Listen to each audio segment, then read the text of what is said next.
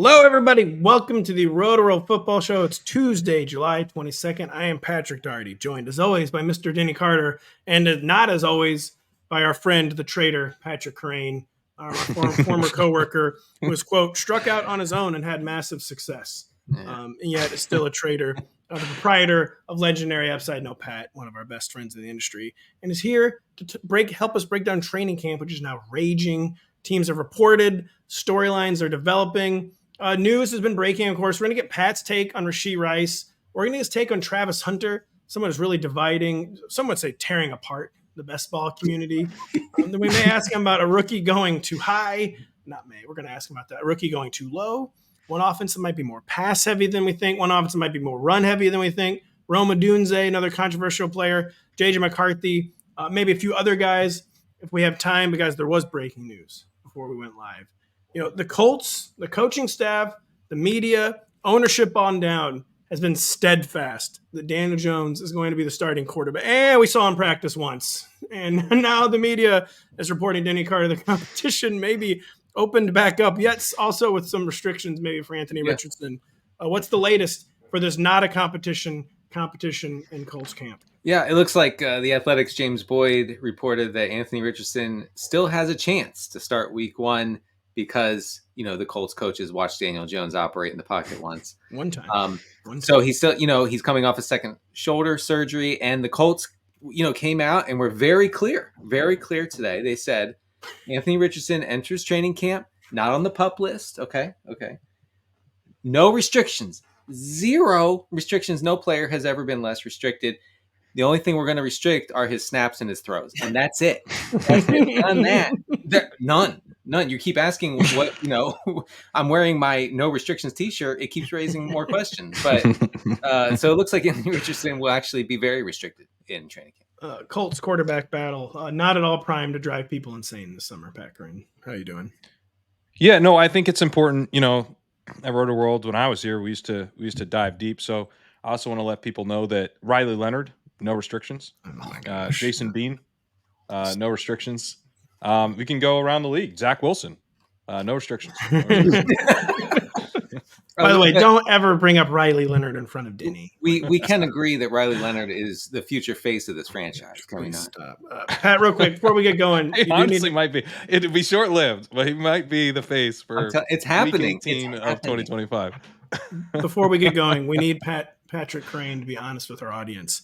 Are you in any drafts right now while you're talking to us? I'm in slow drafts, but in preparation for this show, I made the picks. I've got 5 hours until the clock expires, so I'm good. I'm not even stressing. It's not even stressing at all.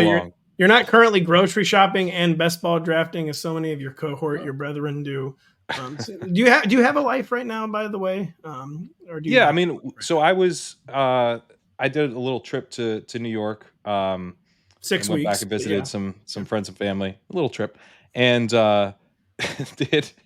So that was like wasn't able to get done as much writing, as much. I got to get the hyper focus. It's a little harder when you don't have the full setup. So now that I'm back, I am more just like kind of in the lab trying to play catch up a little bit on writing, especially. But honestly, while my life is a little less lifey than it once was, I'm excited for the news, man. Like this having actual football stuff coming in. Because you're still spending a ton of time on football in May and June, but there's not that much actually happening. No. So it's nice. I'm energized right now by some actual news items. What you're saying is that we desperately needed new data points. We needed data points so bad. We've had enough speculation. We've had enough best ball diss tracks out there. Not to bring one of our friends into this, but someone wrote a diss track about one of our friends. We've had enough of all that. We need actual news and data points. We're not getting. We sure do. Some of the news we actually got was not good news. Rashee Rice may be going to jail. Okay. 30 days at some point in the near future over the next 5 years with his legal situation. How would you guys do that? What do you mean? How would you do your jail sentence? Do it immediately. Why would you leave that looming over you? No. You wouldn't do like jail Saturdays for a while? No, you push it to the end. You push it all the way. Push it to the Jail end. Mondays, jail off-season Mondays. So is he allowed to like check in for a day at a time? Or That's what I'm all wondering. 30 Like, at a time? if I could do a jail Monday 30 times over 5 years, I think that's the way to go. Like, then you don't have to. You're out the next day. Can you really do that? You can't. I don't know. The way to go, I think you got to rip the Band-Aid off, do all 30 days at once. No, you don't do all 30, man. That's too long. You don't do the whole That's 30. way The too- whole 30 No. jail No, cleanse. Oh at my most, goodness. I would do 2 weeks. That's like I went to camp. That's a camp session. It's a bad camp. I would not recommend. Not a fun camp. Really, it's the least No. fun camp. You get a lot of Yeah. reading done. You They would had get a water lot of. skiing at my you camp. would. I don't think they're gonna have that. So the legal eagles in our community were saying, the situation was probably not going to be resolved this summer, and then it was immediately resolved.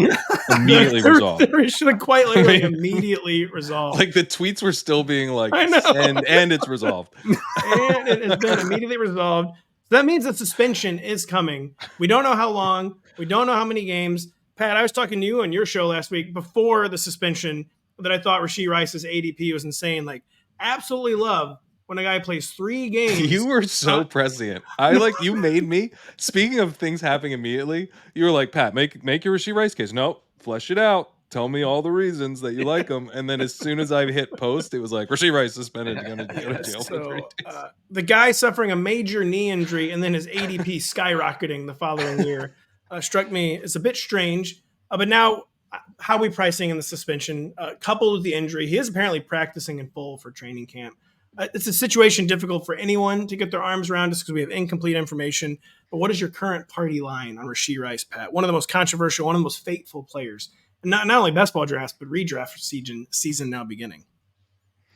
Yeah, I mean, I think the big fallout is that Xavier Worthy, I think, becomes a much better pick and has a chance now to like go in and really like operate as the number 1 wide receiver for like 4 weeks, maybe 6 weeks, where the offense maybe wasn't like designed around him entirely in the offseason, but they are aware that they're going to need to have a plan B that they're starting the season with.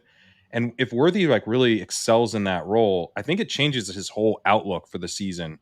Really raises his ceiling for what the season could be compared to Rice, because he doesn't like have to pass Rice like with Rice there. In Rice's absence, he can kind of scoop up some of the value.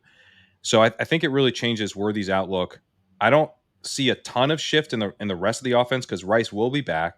And I expect that when Rice is back, he's going to be doing what he's been doing. He's really effective at earning targets underneath, and he's good after the catch. And that's something we know that Mahomes relies on. That's kind of the Travis Kelce connection. But Kelce's yards per reception cratered last year. Like, he's not earning targets, and then he's not doing as much with the targets. Like, he's hitting an age-related decline very, very clearly. We're all aware. That could be worse this year. He could decline further. And Rice is already the better player and, the more important player for the offense at this point. I think Rice is going to come back to a very similar role to what we expected him to have. It hurts him potentially if Worthy takes, like, Rice had the potential to be kind of Amon-Ra St. Brown on the Chiefs, right? Worthy can now kind of stop that type of superstar emergence in its tracks a little bit if he becomes, kind of the next like Tyreek Hill for the Chiefs, right? Like, that's a better thing to have than the Amon-Ra, because it's more dangerous. It's going to push safeties back. We're going to get a little bit more fun team here if Worthy can emerge. So I think it hurts Rice in that regard, but I still just think he's healthy.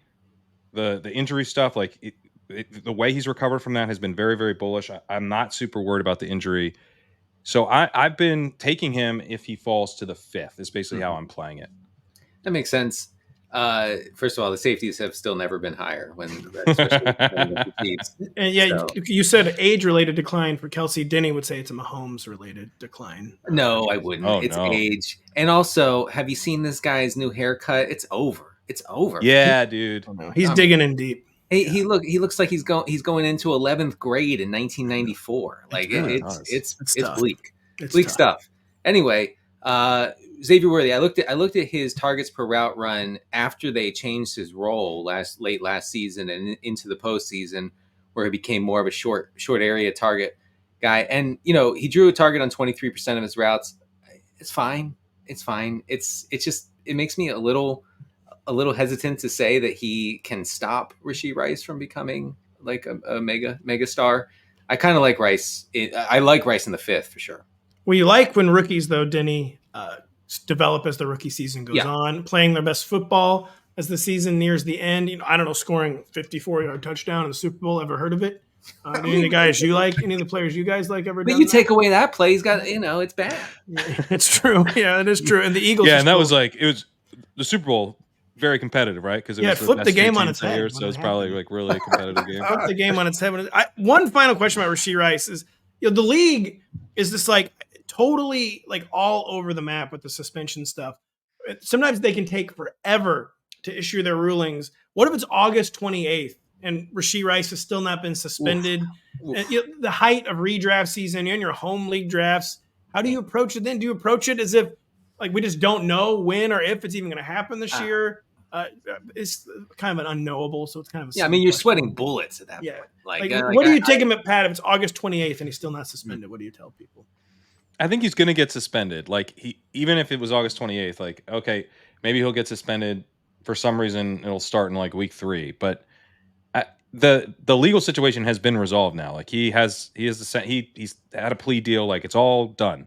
He's on probation, right? So there really isn't any reason for the NFL to have this drag on and on. Challenge accepted. Waiting for anything.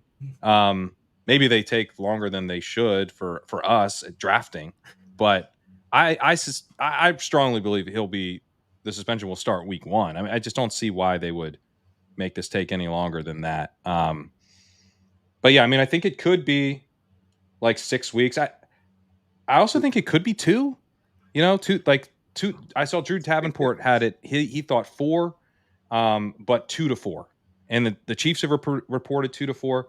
The reason that this came out of nowhere, it looks like, is that it was some kind of like deferment program, so that if he completes the sentence, the probation, it will be like it won't be on his record. So it's like kind of a first time offenders. Like you can like he didn't have to go through the normal process. I think, if I understand it correctly, but in a way that these programs exist to kind of like try to take first time offenders and just like get deals done that are, so I guess what I'm saying is like, it might not be as harsh ultimately as we would expect for this, given the way he was treated by the legal system. I could see 2. I think 4 is most likely. I think 4 is most likely as well. 6, I guess, is probably unlikely. Sometimes I do wonder, we get really galaxy brain about this stuff. The fact that he like admitted guilt and took a plea deal of like, well, now we have to make it 6 games. Usually they just say they're not guilty. But I think it will be 2 to 4. 4 seems most likely. Rashee Rice, We'll be talking about him all month. We've been talking about this player all summer long already, and I sort of feel like we're just getting going with the Travis Hunter discourse, where we can't decide, is it good or bad that he also plays defense? Is it good or bad that he was the number 2 overall pick, but isn't necessarily offense first? But then again, he has 2 positions. One of them is wide receiver, and how often do we get a number 2 overall wide receiver? Almost never. So opinions are just all over the map on Travis Hunter, Pat. He's currently up around the wide receiver 30 in the greater best ball picture. I don't know. I told you last week, I can't do it. I absolutely love when my wide receiver 30 also plays defense and also is behind Brian Thomas Jr. I absolutely love one of the best rookie receivers in recent memory is on the other side of the field of him, and he's literally on the other side of the field playing defense. I get the sense, guys. I get the sense that the Jags are not even gonna like play with this notion of Hunter being a both sides player. Like he's gonna like get some snaps on defense just to say he's doing it, but he's primarily going to be an offensive guy. I've just come to accept that I was completely wrong. I'm cashing in on Travis Hunter going into the season. I feel like Pat is sort of the exact opposite take, where you almost think they're ramping up his defense, and that one reason that they're giving him more offense is that he's got further to go and more to learn there, Pat. That's what I think. Yeah, I think they think he can be kind of more of an impact player on offense ultimately, but also that he can be an impact player as a two-way guy, and that he's further along in the development for being a cornerback. But that means that they're going to get him going on offense to try to get him to where he can comfortably play two sides. And I think like if you're going like one of the things I've tried to think is like 5 years from now, Travis Hunter is a true two-way player. What is he spending more time on weekly? Probably offense, right? Like, new wrinkles, new plays, new, the timing, defense, all of you're that. out there like, reacting a lot of times. You're reacting. Offense, you're having to put the defense on their back heels. Yeah. There's more to install, more to learn. Yeah. So my read is that like they almost have to have some kind of two-way thing because they traded up for him as the number 2 player. Like they traded up, and they drafted him as this like unicorn player. I think maybe it's like a little bit of a fake two-way, but I think we're going to get like at least 30% snaps on defense. Like that would be kind of where I put the floor. But I could see him playing like, look, I mean, if he's 30% snaps on defense, he could be 80, 85% route participation, like pretty easily, because that's not even snaps. Like he can take some run plays off and stuff. So yeah, I mean, he's a guy where like, I come on here, Pat, and I feel like I'm bringing like the slappy best ball energy, and you're like, whoa, hey. But I podcast with Jacob Sanderson on ADP chasing, and he does that to me sometimes, and I hate it. I'm like, this is my corner, man. Jacob's in real deep. I podcasted with him last week too. He's in real deep. So he was taking Hunter nonstop at the like early 4th round, and I was like, that's expensive. He might play cornerback. So it deeply troubled me. Am I getting old? Have I lost my fastball? Am I getting old? Am I not Canadian like Jacob? Jacob sees the world through a different lens. Right. Is the empire over? These types of questions. And so I ultimately am very thankful that Travis Hunter is now in the 5th round because I think he's a good pick. He's a good pick in the 5th round. He's a risky pick, but he has a ton of upside. And it's much easier. Why does he have a ton of upside as the number 2 weapon for Trevor Lawrence? Why is that? Why is that again? Can you tell me that one? Because he is an incredible route runner. He just won the Heisman as a two-way player. Oh, that doesn't matter. He's he's great after the catch, and then he's probably going to earn targets more shallow to intermediate, where Thomas is going to be more intermediate and deep. And so I think he has potential to have like, really high reception games where he's, ripping off big plays. I compared him bullishly, weirdly enough, to kind of Kadarius Toney, where like there's spots where like he comes in, he only had 60% route participation, but his targets per out run was like 30% because the whole point of him being out there is they're just throwing him the ball, and he's actually doing stuff with it. So I think from a fantasy perspective, like this guy, especially PPR, he really does have a lot of upside. I mean, he might be awesome. He might be like way better than Tedero McMillan as an actual receiver. And then you do have the question about, okay, does he get the full routes and whatnot? But I think even if he gets to 80% route participation, I think he could smash because it is not lost on them that he's not going to be out there all the time. Like they're going to have a specific plan for this player. What's the real quick, if I guess, Kerrane, what's the cope on Travis Hunter's not so great targets per route run in college? You already know. We talked about it on the show, but what's Pat's cope? Yeah, I want to know because I know it wasn't great. It wasn't great. What was it? It was something about the offense that they ran. Well, it was like they had 5 receivers on the field. Yeah, there was some cope. What was it? That matters now. Yeah, that doesn't even matter now. It's never mattered before, but now it matters. Well, I think you always have to factor in offensive environment, and he had a 5th round quarterback.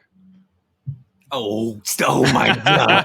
Oh, wow! Playing with the 5th rounder, a day 3 pick. You do have to factor that. I would like to take that comment and transport it back in time to like the Shedeur Sanders hive in March, and they would have just burnt everything to the ground. That's a wild statement. Wow. He had 2.51 yards per route run, which is not as strong as you would want.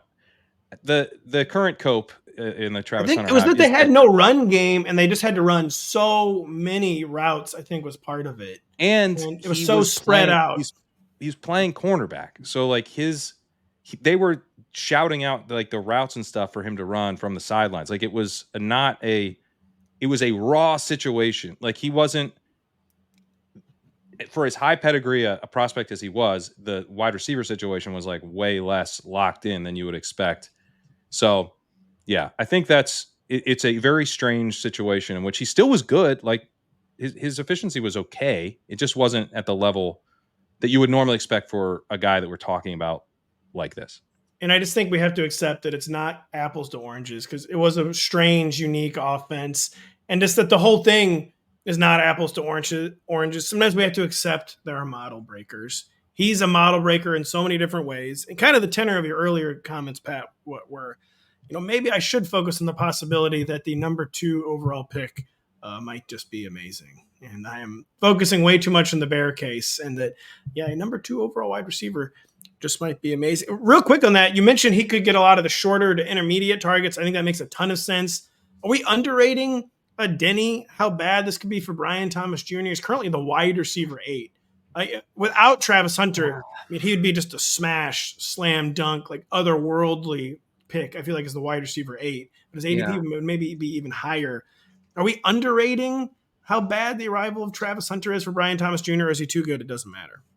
It probably doesn't matter. I would say if you are to go with that logic, and I'm not dismissing it out of hand by any means, Kerrane is saying Thomas gets the deep stuff. He's really good on those. He's really efficient on those downfield throws. Of course, they were coming from Mac Jones, not Trevor Lawrence, just, for what it's worth.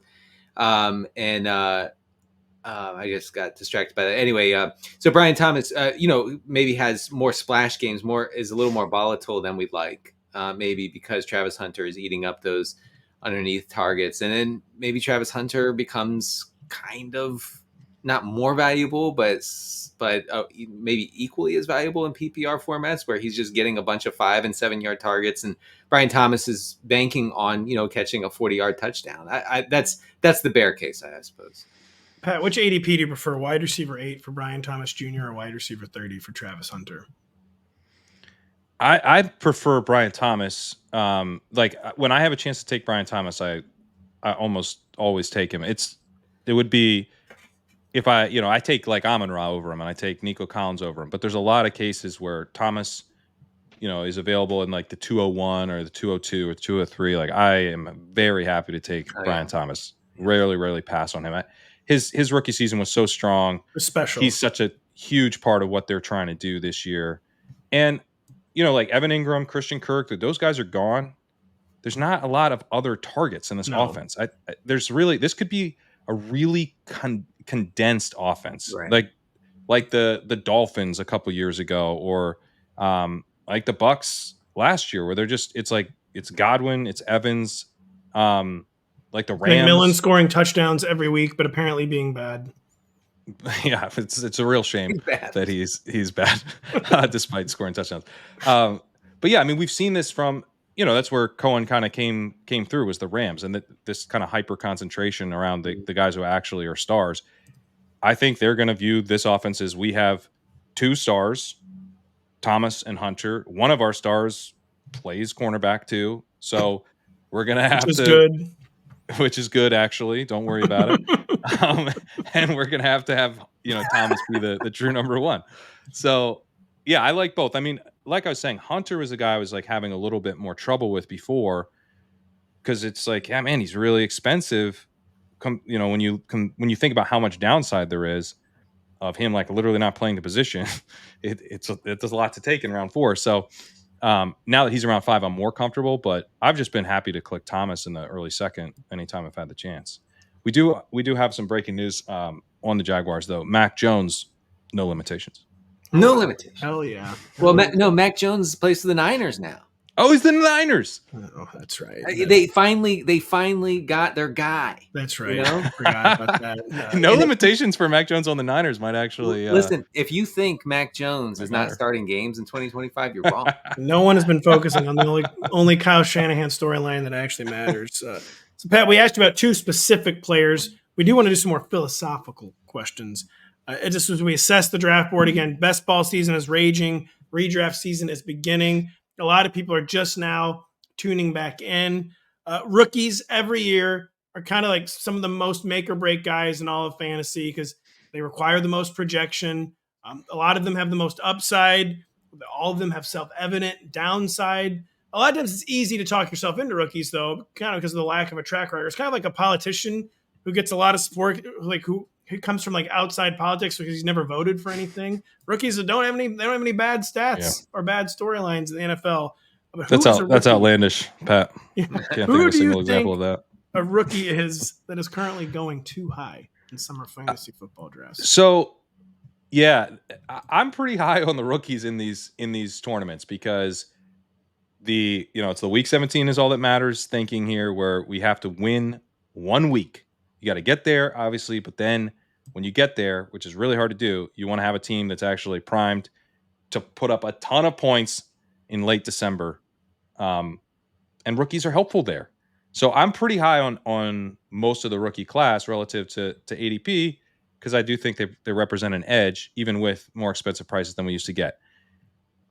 But I think Kaleb Johnson is probably a touch overvalued. 3rd round pick, kind of a 2-down skill set. Right. Team we're not excited about. Right? Rodgers, last ride. What could go wrong? Everything? Everything. Again? Yeah, again. We've never seen that before. Yeah. Wide receiver 2's Calvin Austin. That's fine. Don't worry about it. Traded for Jonnu Smith, who's going to platoon with Pat Freiermuth, making 2 guys pissed off. Great. That won't backfire. Like, it's not ideal. And then you have Jalen Warren, who I like, but I was very excited about last year. Less excited about this year. I still do like him because he's much cheaper than Kaleb, but also he is the pass protector. He is the guy, like, they fully trust him as a pass protector, and he's the receiving back as well. So I think as long as he's healthy, he's going to limit Johnson, who already profiled in his rookie profile is kind of more of a 2-down type of guy. I think he's really gonna limit his role to be more of the early down stuff. And then the other thing with Johnson is that he was a boom bust runner in college. He was kind of a breakaway runner. He was like more in the Kenneth Walker vein, where it's like a bigger back, early down guy, but kind of his value is like when you get him up to speed, it's hard to take him down. But he was pretty inconsistent, and I actually worry for him that, like, what if he has a low success rate? What if he's got kind of that Walker type stuff early in his career? Walker's since kind of figured it out, but early in his career, like very kind of boom bust style, or like Breece Hall was last year. Like Breece Hall was super inconsistent as a runner last year, and that hurt him, but he was able to get there because he just got fed targets. Johnson's not getting fed targets. He's not getting anything in the pass game. Yeah. So that's where, I think as he's moved up, and the other thing with Johnson is that he used to be available kind of more in the 7th and 8th round. I think in part Quinshon Judkins being out of the mix there, it's like, I want rookie running back upside. Before late 6th, early 7th, you could just take Quinshon Judkins, but he's obviously gone. So now you're looking at Kaleb Johnson is really the only option for that there. And running backs in general have started to move up. So now in like kind of the late 6th, I just think it's starting to make me a little bit uncomfortable. A strict 2-down back and a slow paced offense, an unexplosive offense. And just he's a rookie. He's got good real life draft capital. 3rd round's pretty good for running back these days. But what if he's just unimpressive early in camp? And the guy who coaching staffs love is Kenneth Gainwell. He's on the Steelers now. And what if Kenneth Gainwell's involved in the back? Arthur Smith, Cordell Patterson's there. Arthur Smith featured 3 running backs quite frequently I can't deal in with Atlanta. Cordell Patterson anymore, including Cordero Patterson. So I think Kaleb Johnson is a good one. Denny, do you have a bow to put on Kaleb Johnson there? I'm going to tell you right now that Gainwell is going to be as annoying as hell for fantasy purposes this year. Mike Tomlin will not stop talking about this guy. And it makes me nervous, not just for Kaleb Johnson, who I'm not really in on, but also Jalen Warren. I feel like Jalen Warren's under threat from Kenny Gainwell. The only way the Eagles stopped using Kenneth Gainwell was they signed Saquon Barkley so they could stop using Kenneth Gainwell. They're like, we have to do something to prevent us. keep us back from ourselves. Like, we will use Kenneth Gainwell unless we have a Hall of Fame running back on the roster. So they didn't even do it to win the Super Bowl. They just did it to stop using Kenneth Gainwell. And the Super Bowl was a fringe benefit. There's just a total fluke. Yeah, just like, a total fluke. This worked out a lot better than we thought. This break's going to work out a lot better than you think. We'll be right back after this. The Premier League returns to America live on NBC and streaming on Peacock with the Premier League Summer Series. 4 iconic football clubs face off at 3 American venues for one incredible tournament. The Premier League Summer Series begins with Everton and Bournemouth. Tune in Saturday at 4 p.m. Eastern. Word to the wise, Denny. Bournemouth is not in London. It is in Bournemouth. I know, and I also know how to say Bournemouth after botching it on an ad read while you were gone last summer. So Bournemouth's a difficult one to say. So Pat admitted one rookie was going too high. Kaleb Johnson, that was the only rookie going too high, according to Pat. It's the one rookie. He didn't even actually want to say anything bad about him. Who is a rookie besides all of them, apparently, that is going too low in summer fantasy drafts? Mr. Patrick Kerrane. So Luther Burden has just had his ADP cut his mic. Crater. Thank you. Crater. Cut his mic. And Luther Burden, it's like he missed time in the spring. And Ben Johnson. Oh wow, he's never done that before. Oh, has he? Oh, no. Yes, I won every game. This guy, all he ever did was miss time. Sometimes it was just like a quarter at a time. But boy, I seriously have never seen someone who likes to limp off the field. He's always hurt, but so what? So this can't last forever. Ben Johnson just coming out as like a real hardo has been kind of a fun development. Like Dan Campbell being actually like a really like thoughtful guy, and Ben Johnson being like a total hardo is just. As I told you, I tried to warn the world about this. The McDaniels energy with Ben Johnson is it is a bit off the charts. But you're looking at Burden when Burden would go in the 8th round, I was like, this is nice. Then he would go in the 9th. It's like, oh man, can't believe I'm getting this guy here. If you go over to DraftKings, you can get Burden like 140s. It's crazy. And on Underdog, he's in the 115 range. I take him there a bunch, but like on DraftKings, I also take a ton of Bashal Tootin. So, and they have similar ADPs, but that's like the only thing keeping me from just an insane bag of Luther Burden. He's at his ADP, like I'm not exaggerating, it's at 138. You can be in the 140s and regularly get to you. He's been forgotten. Yeah. And is the upside him being the wide receiver 1? No, I think it is down the stretch. Down the stretch. 1? Yes. Have I entered? Okay. Luther Burden, I hate to break it to people, literally does not have a route tree. He does not have a route tree. He does not run routes. Well, all they're going to do is run a route. He doesn't even have a career outcome of being a wide receiver 1, let alone a 2025. Caleb Williams just said his goal is to complete 70% of his passes this year, and all Ben Johnson keeps saying is we will not allow this guy to throw beyond the line of scrimmage. So, AKA DJ Moore special. Did anyone in the entire NFL have more of those targets last year than DJ? Yeah. Well, guess what? DJ Moore sulked about it, so now it's over. DJ, that's true. He did sulk. Should have been more thankful. Josh McDaniels 2.0 like, well, he's out of the offense. So Luther Burden, he was clearly Ben Johnson's like, yo, you should take Luther Burden. I really, really want you to take Luther Burden, which is a bullish indicator for Luther Burden.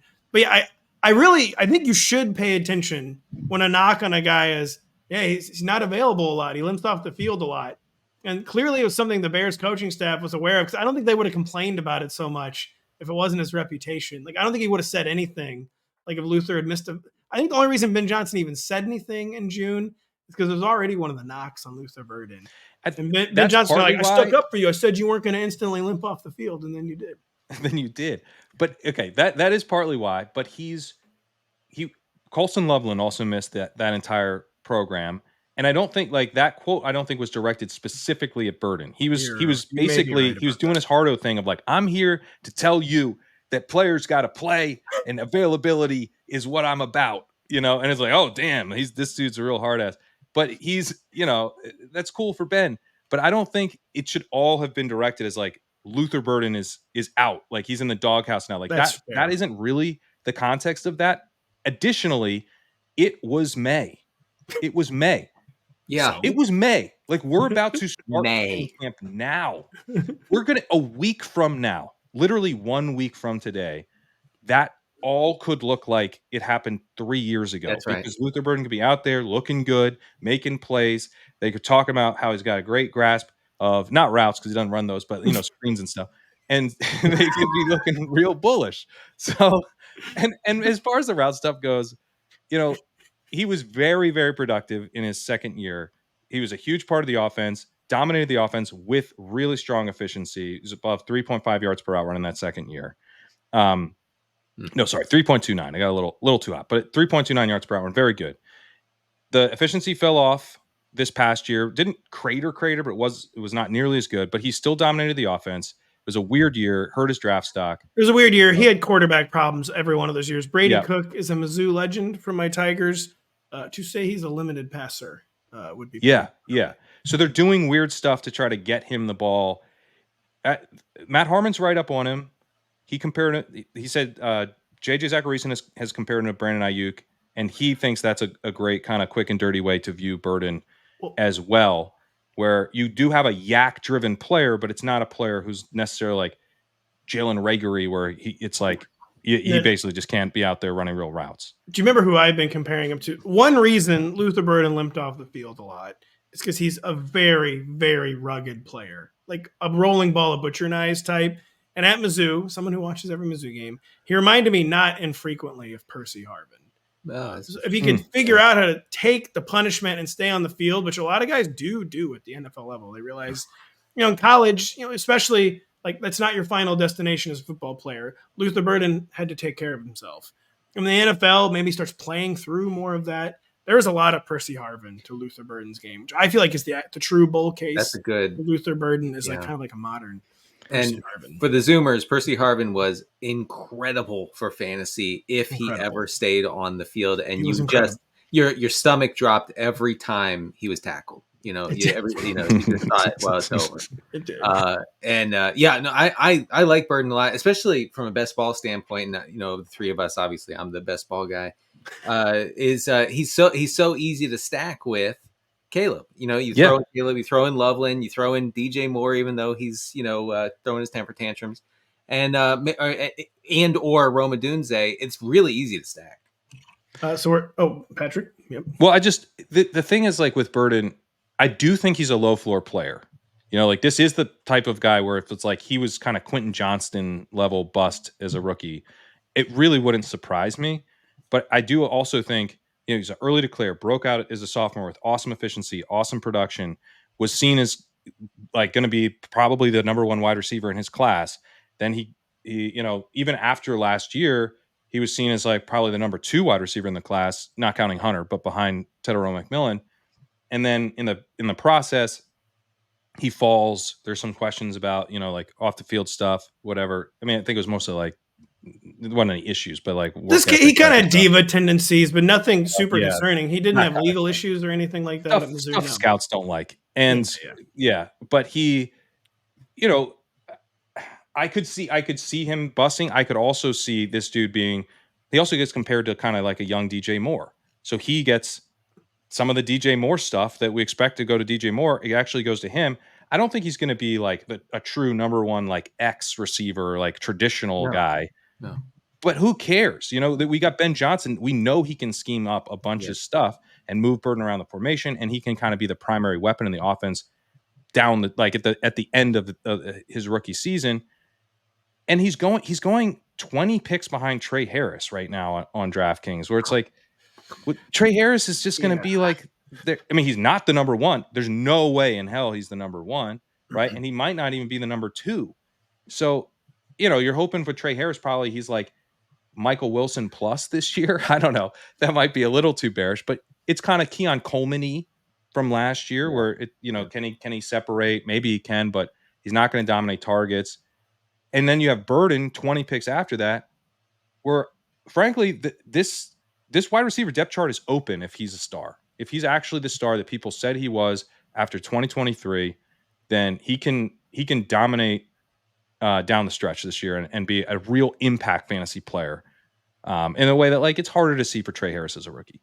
Well, we've talked about everyone in the Bears receiver core except Rome Odunze. Currently the wide receiver 33 on Underdog.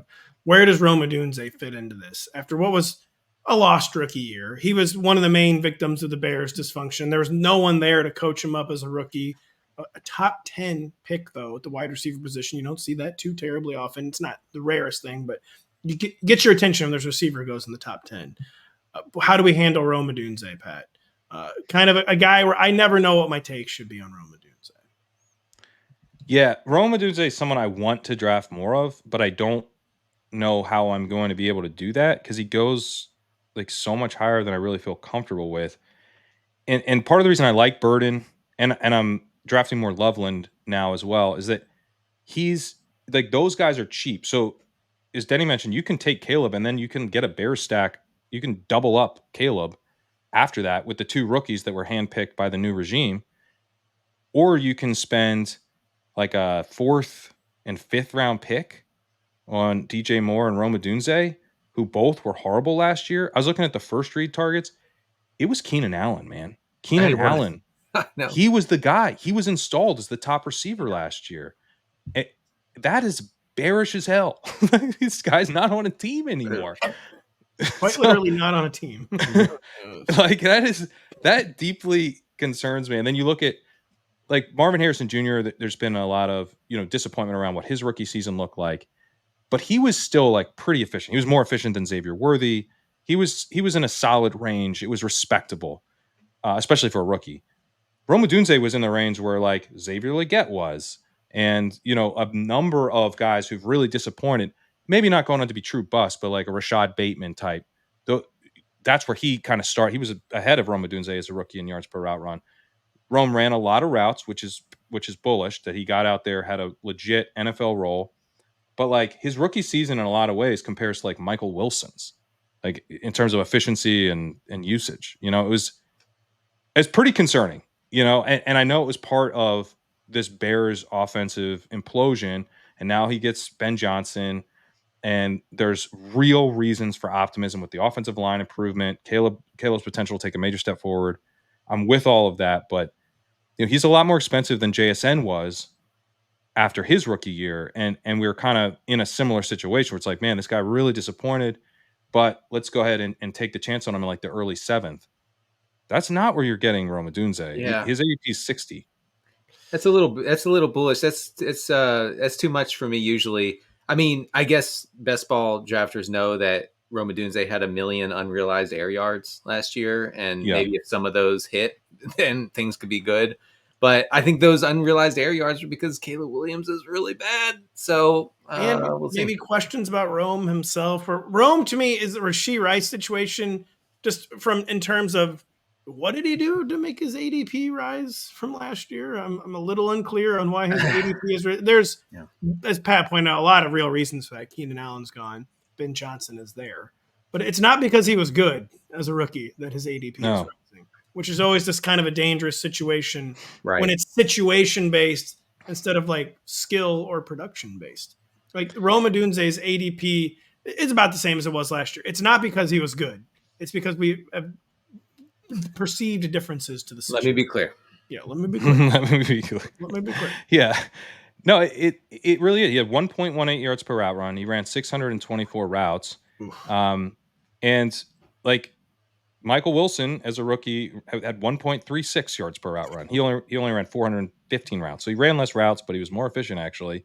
And kind of that similar, outside wide receiver, hold it down, have a pretty deep ADOT, 14.1 ADOT for Michael Wilson as a rookie, 14.2 ADOT for Rome Odunze. So they honestly were playing like similar roles, that like downfield, field stretching X, big dude. Now, you would hope that Ben Johnson would like come up with a much more creative way to use all of his players, and that Rome would really benefit from that. But it just, to me, it's kind of it's a parlay type of bet. It's like Caleb takes a big step forward and then Rome takes a big step forward. And it's like a little bit too much for me to ask where he's currently going. I really am not drafting a lot of them. I find it frustrating because I would like to bet on him with how much the offense has improved, but it's just more of like a seventh round pick kind of vibe to me. We'll be right back after this to close it out with 2 more philosophical questions for our in-house philosopher. At least he used to be until he betrayed us, Patrick Kerrane. Tune in to the Tour de France daily recap at 7 p.m. Eastern on the NBC Sports Now channel and enjoy extended highlights and stage previews with special episodes of Beyond the Podium. The NBC Sports Now channel is available on Peacock, Samsung TV, the Roku channel, and more. Visit NBCSports.com for more details. Love our Tour de France coverage. I love teams, though, Pat and Denny, who pass more than we think. It's fantasy football. Listen, I think we've discovered in recent years balance needed to come back to NFL offenses. They needed to run more. We don't care about that in fantasy football. No, we just want teams that pass more. Patrick Kerrane, what is one team do you think might pass more than expected this year? I don't know how you're supposed to define this, like relative to who, relative to what. Doesn't matter. What is a team that in your head could pass more than expected this season? I'll say the Cowboys, where, you're looking at who might pass more than you think. What if a team just didn't have any running backs? Yeah. They just didn't have them. That's how the Cowboys are every year now. Every year they enter the season. Even last year they had our guy Rico. Come on. No. Stop with Rico. Don't be smart, Rico. They had Rico, so they had no choice but to throw the ball 100 times a game. And also, Rico. Dak is a volume guy. Like I'm in total agreement here. The Cowboys. Dak was what? He was like second in MVP voting in 2023, right? He was. Yeah, and he has this bad year last year, but they get Pickens. I think Pickens is good. Pickens can play. He's been awesome. In the cool thing with Pickens is that he came in as kind of this like contested catch receiver, and he was awesome at that, but he didn't really separate. And then the last 2 years, you look at open score, his ability to separate has really improved. Mm-hmm. He's a true number one receiver, I think, not on this team because they also have CeeDee Lamb, but like what a great position for them to be in where they've got two guys who can win consistently on the outside. Jake Ferguson, totally capable tight end. And that's about where it stops. There's not much depth there. But so what? They're just going to throw to those guys. Yeah. And we know Dak can handle the volume. They really don't. Like, it's crazy. He's also an attempts or quarterback stat guy. Let's just be real. Yeah. I don't know how Dak had 47 attempts this week, but he did. He's a volume guy. Yeah. Yeah. And I don't know. I mean, we've done this with like the Cowboys before where remember like McCarthy takes over from Kellen Moore and they're going to be run heavy, and then McCarthy goes and it's Schottenheimer. And it's like, is it going to be this conservative offense? Schottenheimer's been pass heavy in the past. I think it's like, honestly, just though, what choice do they have? Like the only way this team is winning games is like they're putting the offense on Dak's shoulders and he's dropping back a bunch and throwing it. If that's not the plan, it soon will be when they see what Javonte Williams and Miles Sanders look like with big workloads. Jaden Blue is apparently like not the guy. There's some bad reports about him. Pat. I just will say, I know that Jaden, as much as it pains me to defend Jaden Blue after he betrayed me in college fantasy football, it was kind of the definition of just some guy saying it was a guy who coached the Cowboys like 25 years ago. I do think maybe a message was being laundered. It's over. I do think maybe a message was being laundered through him. Listen, I do want to tell all the Rotoworld listeners, when you go to our website this offseason, you're going to see a bunch of Cowboys coaches saying, we're going to establish it. We're going to run it. We're a tough team. Because no team is going to lower itself to admitting they're going to drop back a bunch because that's weak. That's considered weak in football circles. So they're going to say, we're going to run it 45 times a game. They're not. It's just not going to happen. They're going to win a game by 3 scores passing. They're going to drop 50 dropbacks, win by 3 scores, and they're going to talk to Schottenheimer after the game. He's like, I think we really ran it well today. I was just really proud. or he's going to say, I guess it's fine, but we really didn't establish it. Yeah. That's what you say if you lose. If you lose, it's like, right. Well, sure, we were down by 3 scores immediately. If your quarterback throws for 350 and 3 touchdowns and you lose, it's the worst thing ever. It's horrible. What's worse than that? The Cowboys are going to pass more than expected. The Patriots could pass more than expected. I think the Browns are probably going to pass a lot more than expected just because really Stefanski is down low, a pass guy. He liked to run when he had a generational guy in Nick Chubb. And then as soon as Chubb got hurt, he stopped reading all that. Like, he doesn't care about the run. Can I throw one more in? Please do. Well, we're talking about teams that might pass more. Packers, and I know. Well, I was going to say, can someone say the Packers? Because we all know they're not going to. Okay, I have a little bit of a case, a little bit of cope, okay, especially because I do like the stacking in best ball because, again, it's so easy. Because Get ready to learn Josh Jacobs, buddy. No, I'm not talking about Josh Jacobs. But, last year they were 30th in pass rate over expected. It was partly because, they had Malik Willis and two of the run heaviest games of the century. And then they had Jordan Love banged up. He just wasn't right. And so I think we have to factor that in. I looked at 2023. Packers were 13th in pass rate over expected. And then if you focus in on the end of the season, over the last 6 weeks of the season, they were actually 5th in pass rate over expected. So I'm not saying that they're going to be a top 5 pass heavy team, but they might be like top 15, which is a huge difference from last year. I think there's a few other candidates. The Saints, just because they might not be good and they're going to have to throw a lot. The Falcons, we'll see if Penix is an attempt. Falcons, I could see. The Falcons, they're definitely on my radar that way. There's another one. They had one more I wanted to throw in there. God, I think the Jags could maybe be. The Jags. I don't think people too are prepared for how much the Titans are going to pass. I think people are expecting the Titans to pass, but talk about attempts. That'd be fun. Cam Ward. I think the Titans are another one. So that's a good one. We had fun talking about teams that are going to pass more, Pat. What's a team that we think is going to run more than expected? And I have a team I want to nominate after whatever team you nominate is. I'll nominate the Seahawks, who actually passed a little bit. We're expecting them to run a lot. Well, they were 2% pass rate over expected last year and 6% on 1st and 10.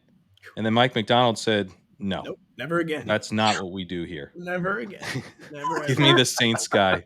Do not care that we won 10 games. Never happening again. Yeah. He hated it. They bring in Sam Darnold.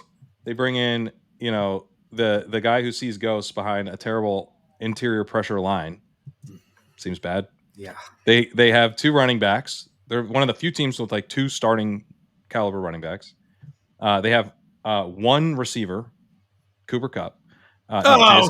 Wow! Oh Wow! I wasn't expecting that. I got to be honest. You broadsided us with that. Wow! That's purely a bit. How the best ball tables have turned. We found a best ball guy who doesn't think JSN's the best receiver to enter the NFL the past 25 years. I do think JSN is a riskier pick than people think. I mean, I take him, but I don't slam JSN in the 3rd round. I mix him in. And I just worry that this offense does not want to push it. That they're really gonna lean on the running game. I'm a little I have 6% JSN, so I take them, but I'm a little underweight. Okay, and that's how us best ballers. We never actually fade anybody. We just you don't. No one fades anyone. No, that's true. No one ever has been faded in best ball. Yeah, I was not fading them. Not fading them, but a little underweight. Underweight. Can I nominate a team to run more than expected that I'm terrified is going to run so much more than people are prepared for? The Minnesota Football Vikings. Okay. I think KOC is going to find running religion this year. I don't know what was going on all offseason with J.J. McCarthy. But J.J. McCarthy, he came up in the most run-heavy balance system you could ever come up in. I don't think they're totally sold on him for whatever reason. And they go out and traded for a guy. Yeah, they talk about wanting to run more. Then they go out and trade for Jordan Mason to make him clearly with the intent of making him a 1B back. They want to be a true 1A, 1B backfield.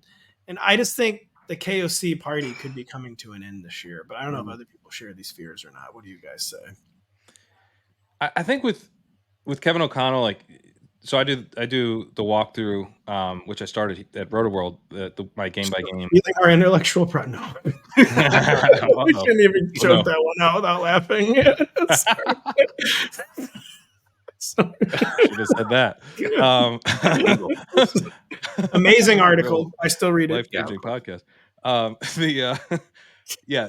do a game by game breakdown, and the Vikings year in year out are kind of like a little bit tilted to the pass, but the thing that's more striking to me is that week in and week out, they're a little tilted to the pass. They never tend to get super crazy pass heavy, but it's rare. Even if they're going up against a run funnel defense, they're going to usually have a lean to the pass in that game.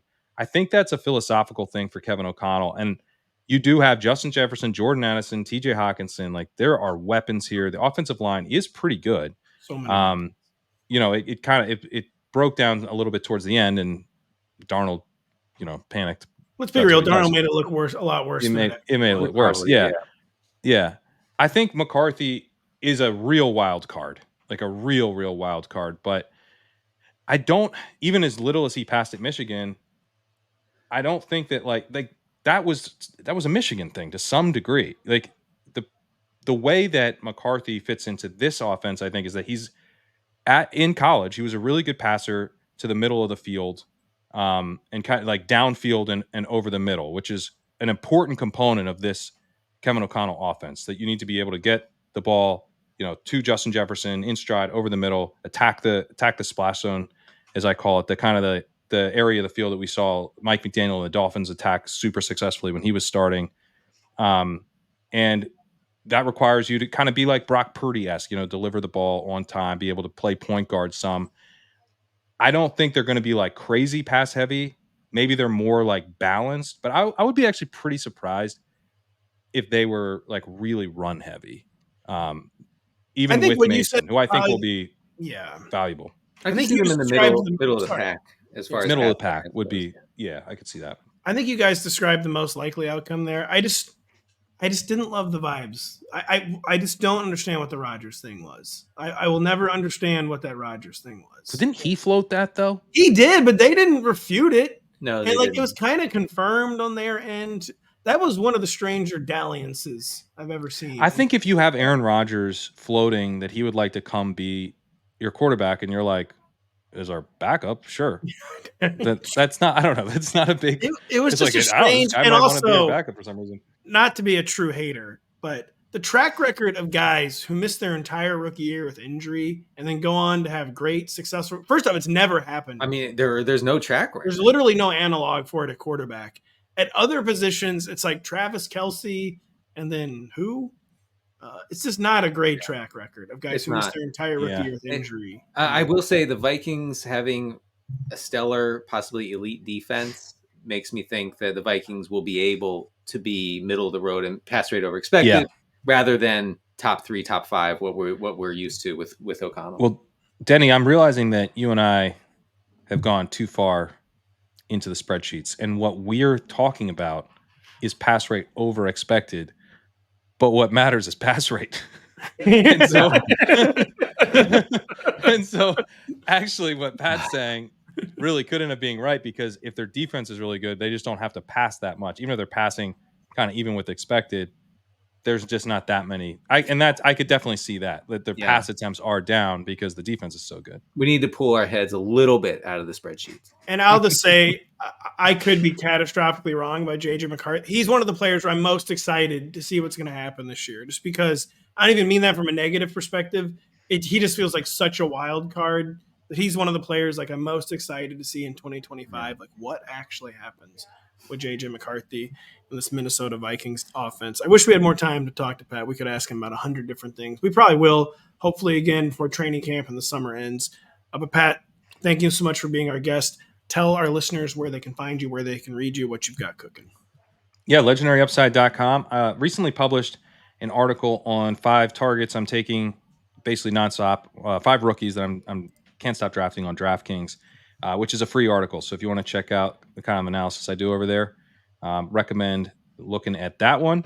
Also have some good content on the site by Michael Dubner, who took a look at the Best Ball Mania prize structure this year, breaking down how to attack that format.